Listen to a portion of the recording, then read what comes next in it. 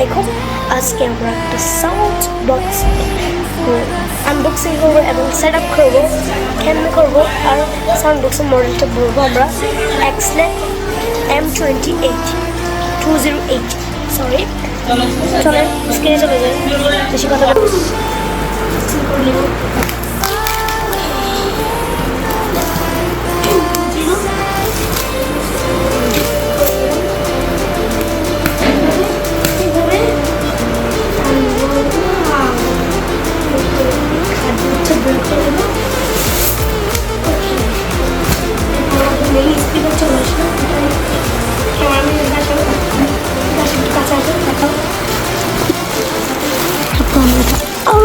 করলাম।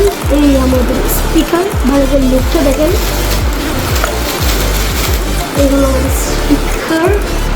এবার চলেন ওকে গাইস, আমরা এখন শিফট করলাম। এখানে একটা কেবল দেওয়া হয়েছে, এটা ইনপুট কেবল আছে।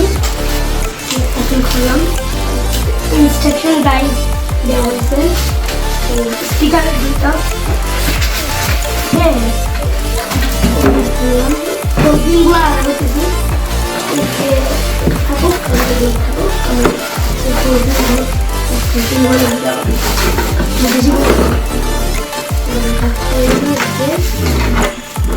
একেবারে আমার বিকাশে ফোকাস করো। ওটা হচ্ছে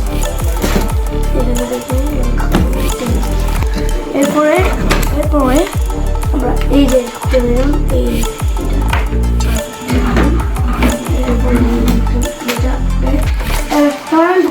লাইন দেখাবো।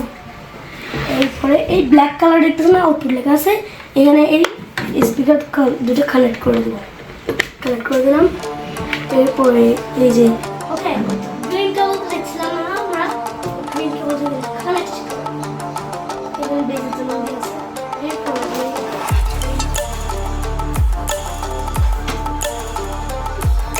এরপরে আমরা পিজিতে আসবো।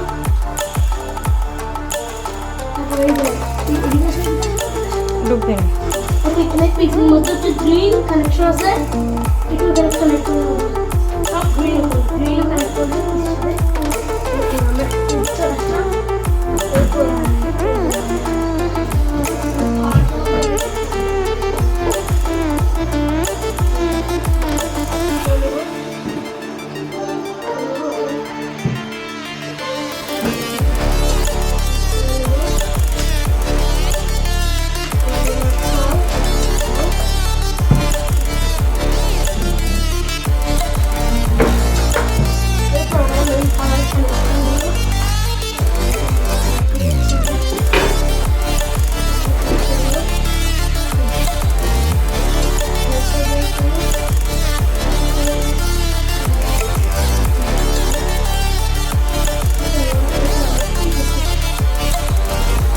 ফুল সেট আপ করে নিয়েছি।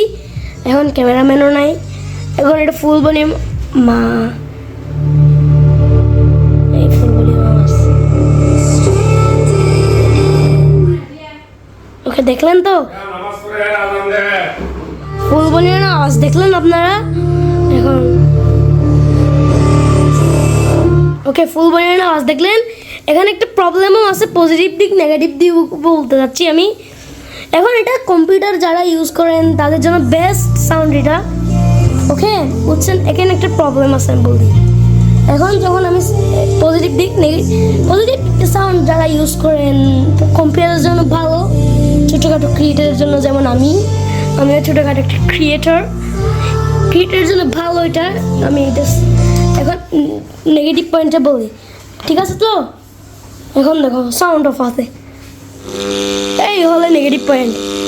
এখানে একটা কি করে একটা সাউন্ড, যেটা আমি কম্পিউটারটা টাচ করলেও কাজ হয় না। এখানে ফুল কি একটা সাউন্ড এখানে। এখন এটা এই প্রবলেমটার জন্য এটা আমি ডিসলাইক করবো, কারণ এটা প্রবলেমটা এটা এই যে এই প্রবলেমটা। এখন আমি কি করবো আমি জানি না। আপনারা যদি চাইতেন, যদি ভালোটা নিতাম, যদি ব্লুটুথটা নিতাম, ব্লুটুথটা আমার বাজেট ছিল না, 2600 টাকা এটা। ওইটা নিলে একদম পারফেক্ট সাউন্ড আসতো, এটা ঠিক একটা সাউন্ড এটা আসতো না।